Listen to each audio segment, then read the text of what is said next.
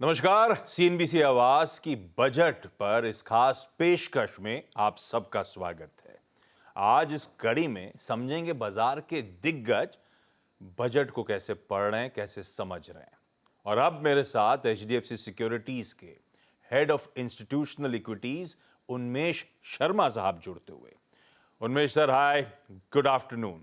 Good afternoon. Unmesh sir, अब तो event हमारे पीछे है, एंजाइटी काफी हद तक फेड अवे हो रही है।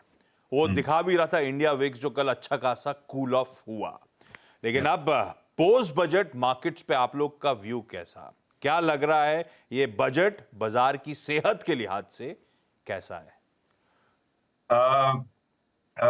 देखिए, actually it is more of the same. जो मैं कहने की कोशिश कर रहा हूं कि ऐसा कोई बहुत बड़ा इवेंट हुआ नहीं इस बजट में। इसका रीडिंग हमारा ये है कि अगर आप स्पीच पे ध्यान से देखेंगे तो जो इलेक्शन के रिजल्ट्स थे उसका एक इफेक्ट तो हमको जरूर दिखाई दिया, क्योंकि फोकस ऑन आंध्र प्रदेश या बिहार या महिलाएं या यूथ, तो ये सारे जो हैं ये आप कह सकते हैं कि ये टेकअवेज हैं हमारे इलेक्शन के।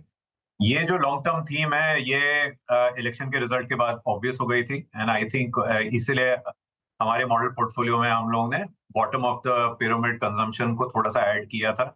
आई थिंक वो थीम अब आगे चलेगा। अगर आप सिर्फ नियर टर्म में देखें तो ऑनेस्टली खाली दो चीज हैं जहां पे बहुत बड़ा इंपैक्ट आया शॉर्ट टर्म में। एक तो ये है कि जो टैक्स रेट चेंज हुए, एंड उसमें I will divide into two parts. एक तो जो एसटीटी बढ़ाया उन्होंने वो क्लियर है, अगर आप देखेंगे स्टेटमेंट्स सेबी चेयरमैन के या चीफ इकोनॉमिक एडवाइजर के या फाइनेंस मिनिस्टर के speculation is a concern. But जो long term capital gains tax है उसमें जो बहुत पुराना एजेंडा था इस गवर्नमेंट का कि सारे इन्वेस्टमेंट एवेन्यूज का टैक्सेशन को रैशनलाइज किया जाएगा, वो उसमें एक स्टेप है। तो फ्रॉम दैट पर्सपेक्टिव अगर आप देखेंगे तो ये शायद फर्स्ट स्टेप लिया गया है। Over a period of time ये सारी चीजें कन्वर्ज होंगी इनटू टू स्लैब्स। उसके अलावा तो सारी चीजें वर स्टेटमेंट्स ऑफ इंटेंट। तो it is more of the same, and I think that we are हम काफी पॉजिटिव है मार्केट पे लॉन्गर टर्म में। तो वो हाँ, स्टैंड तो चेंज नहीं होता है इस बजट की वजह से।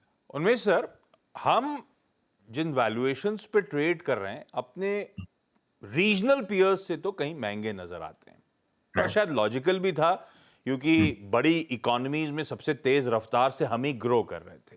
राइट। पर एज थिंग्स स्टैंड टुडे, क्या वैल्यूएशंस एक रेड फ्लैग हैं या नहीं आपके लिहाज से? ओके, सो इसको दो पार्ट में डिवाइड करते हैं। वैल्यूएशन अगर FY25 पे देखेंगे, अब तो एक क्वार्टर भी खत्म हो रहा है और उसके रिजल्ट्स भी आने शुरू हो गए। तो 23-24 टाइम पे चल रहा है market, which is quite expensive. आप कह सकते हैं 2 standard deviation above long term mean.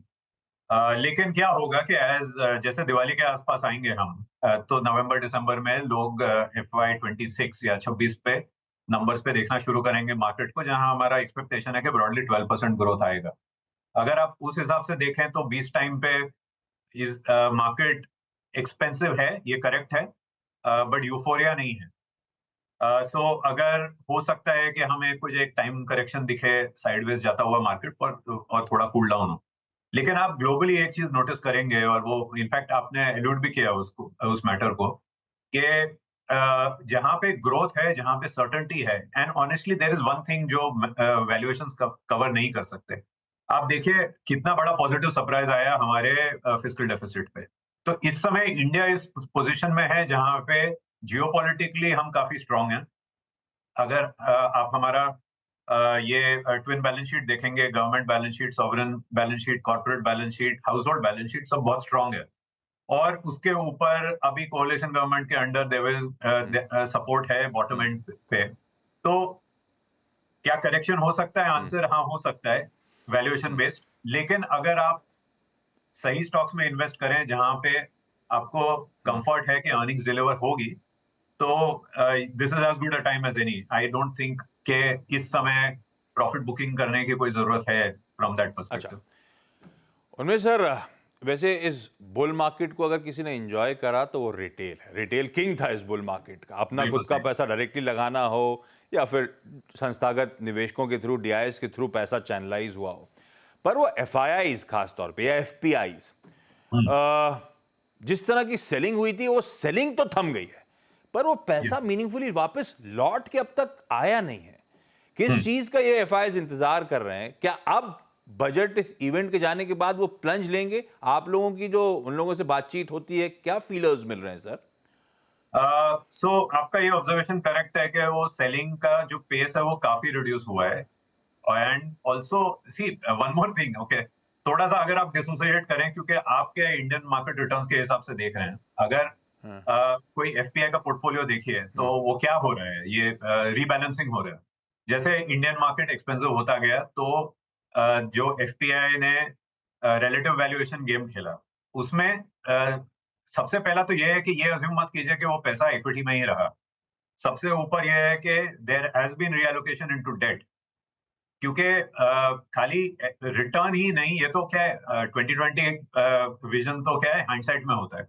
उस समय अगर आप रिस्क रिवॉर्ड के हिसाब से देखें तो at that point in time ऐसा भी फेज आया था जहां पे being in debt was the safe option, तो थोड़ा पैसा डेट में गया। उसके अलावा डेवलप्ड मार्केट इक्विटीज में अगर आप यूएस का परफॉर्मेंस देखेंगे तो ऑनेस्टली जिसने इंडिया बेचा होगा और यूएस में स्पेशली जो टॉप 7-8 स्टॉक है वो लिए होंगे, तो एक्चुअली उनका रिटर्न कोई खास खराब होगा नहीं, तो अंडर परफॉर्म नहीं किया है उन लोगों ने। लेकिन इमर्जिंग मार्केट्स में India has been a stand out. So क्या होगा कि जो एलोकेशन है अभी इमर्जिंग मार्केट्स में, उसमें इंक्रीमेंटली फ्लो थमा है और वो रिवर्स होने का स्कोप है। मोस्ट लाइकली क्या होगा कि जैसे हम FY26 देखना शुरू करेंगे, और क्या हो रहा है कि इंक्रीमेंटली पेपर भी आ रहा है, तो क्या हो रहा है, लिक्विडिटी बहुत बढ़ रही है, इसलिए MSCI इमर्जिंग मार्केट इंडेक्स में इंडिया का वेट भी बढ़ रहा है। अगर उस कॉन्टेक्स्ट में आप देखेंगे तो ये जो हेवी सेलिंग का फेज है, ऐसा लगता है कि वो खत्म हो चुका है। And most likely from September October macro और अर्निंग्स बेसिस पे ये स्कोप है कि FPIs will come back into the market. अरे वाह! तो चलिए, एफपीआईज का बाहर का पैसा भी अब शायद भारतीय बाजारों में आने का समय आता हुआ। Unmesh sir, thank you so much जुड़ने के लिए और अपने बजट पे व्यूज रखने के लिए। Thank you Ajay.